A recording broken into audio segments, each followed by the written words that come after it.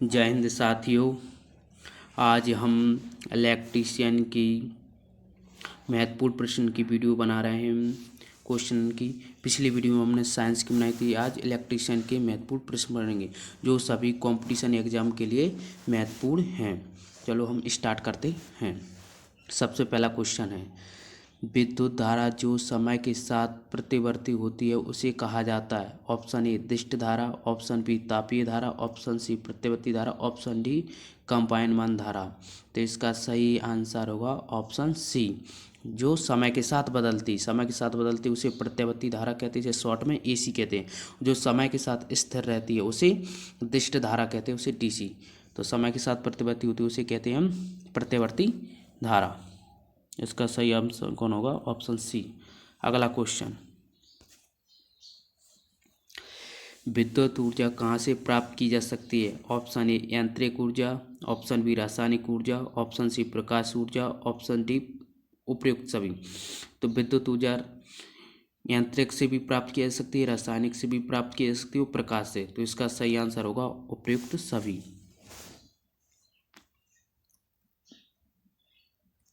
कैसे, इसके उदाहरण समझो। यांत्रिक ऊर्जा का होता है जैसे जनरेटर, ये यांत्रिक ऊर्जा को किस में बदलता है? विद्युत ऊर्जा में। रासायनिक ऊर्जा का उदाहरण होता है सेल, सेल में क्या होते हैं? केमिकल रिएक्शन होता है। और प्रकाश ऊर्जा का उदाहरण होता है सोलर सेल, सोलर सेल यानी कि जो प्रकाश ऊर्जा को विद्युत ऊर्जा में बदलता है। अगला क्वेश्चन, विद्युत सामग्री के उस गुण को क्या कहते हैं जिसके कारण उसमें धारा प्रवाहित होती? ए अग्राह्यता, बी प्रतिरोध, सी चालकता, डी प्रेरकत्व। तो उस गुण को कहते हैं, यानी कोई कंडक्टर उसमें धारा प्रवाह होती है, उस गुण को क्या कहते हैं? उस गुण को कहते हैं चालकता। इस इंग्लिश में बोलते हैं कंडक्टेंस। अगला क्वेश्चन, विद्युत क्षेत्र की तीव्रता का मात्रक क्या होता है। Option A newton into coulomb, option B coulomb into newton, option C होता है न्यूटन प्रति कूलम, ऑप्शन डी होता है न्यूटन। तो इसका सही आंसर होगा ऑप्शन सी, न्यूटन प्रति कूलम होता है। अगला क्वेश्चन, विद्युत क्षेत्र में इलेक्ट्रॉन की गति होती है धनात्मक से ऋणात्मक, ऋणात्मक से धनात्मक, ए और बी दोनों, बिना किसी नियम से। तो देखो इलेक्ट्रॉन की गति, इलेक्ट्रॉन हमेशा कैसे चलते हैं? माइनस से प्लस की ओर चलते हैं। तो इसका कौन सा ऑप्शन सही होगा? ऋणात्मक से धनात्मक, यानी ऑप्शन बी सही हुआ, ऋणात्मक से धनात्मक की ओर होगी। अगला क्वेश्चन, विद्युत क्षेत्र में करंट की दिशा। देखो करंट की दिशा पूछा जाए और एक होती है इलेक्ट्रॉन की दिशा। तो इलेक्ट्रॉन कैसे चलते हैं? माइनस से प्लस की ओर, और करंट कहाँ से चलेगा? प्लस से माइनस की ओर। तो इसके ऑप्शन पढ़ो। ए ऑप्शन है धनात्मक से ऋणात्मक, बी ऑप्शन है ऋणात्मक से धनात्मक, सी ऑप्शन है ए और बी दोनों, डी है बिना किसी नियम से। तो इसका सही आंसर होगा धनात्मक से ऋणात्मक, यानी कि करंट कैसे चलता है? प्लस से माइनस, और इलेक्ट्रॉन कैसे चलते हैं? माइनस से प्लस, एक दूसरे के अपोजिट चलते हैं। तो इसका सही आंसर होगा ऑप्शन ए, धनात्मक से ऋणात्मक। अगला क्वेश्चन, निम्न में से क्या एक सदिश राशि, सदिश का मतलब वेक्टर। ऑप्शन ए विद्युत क्षेत्र, ऑप्शन बी विद्युत विभव, ऑप्शन सी विद्युत फ्लक्स, ऑप्शन डी विद्युत शक्ति। तो सदिश राशि कौन सी होता है? तो इसका सही आंसर होगा ऑप्शन ए, विद्युत क्षेत्र। और ये सभी विद्युत विभव, विद्युत फ्लक्स, विद्युत शक्ति, ये सभी कौन है? अदिश राशि। अगला क्वेश्चन, एक चालन गोला के अंदर निम्न में से क्या स्थिर रहता है, यानी क्या कांस्टेंट रहता है। तो ऑप्शन ए विद्युत क्षेत्र, विद्युत तीव्रता, बी ऑप्शन विद्युत विभव, सी ऑप्शन विद्युत फ्लक्स, डी ऑप्शन विद्युत आवेश। तो एक चालन गोला उसके बीच क्या स्थिर रहता है या कांस्टेंट रहता है? तो विद्युत विभव। इसका सही आंसर होगा ऑप्शन सी। अगला क्वेश्चन, निम्नलिखित में से कौन सा मानदंड लैंप के समांतर कनेक्शन में समान रहता है। तो कौन सा कनेक्शन कर रहा है अपन? समांतर। इसमें क्या देखना है? समान रहता है। तो ऑप्शन ए है वोल्टेज, ऑप्शन बी है धारा, ऑप्शन सी है विद्युत की खपत, ऑप्शन डी है विद्युत ऊर्जा। तो समांतर कनेक्शन में क्या समान रहता है? वोल्टेज। इसका सही आंसर होगा ऑप्शन ए। अगला क्वेश्चन, निम्नलिखित में से कौन सा मानदंड लैंप के समांतर कनेक्शन में युग रहता है? तो समांतर कनेक्शन में कौन देखना, अभी क्या देखा था अपन ने, समान, अब क्या देखना है, युग। तो option A voltage, option B धारा, ऑप्शन सी विद्युत की खपत, ऑप्शन डी विद्युत ऊर्जा। तो इसका सही आंसर होगा ऑप्शन बी, धारा होती है युग। अगला क्वेश्चन, निम्नलिखित में से कौन सा मानदंड लैंप के श्रेणी कनेक्शन में युग रहता है? तो श्रेणी कनेक्शन में युग रहता है। तो श्रेणी कनेक्शन में युग क्या रहता है?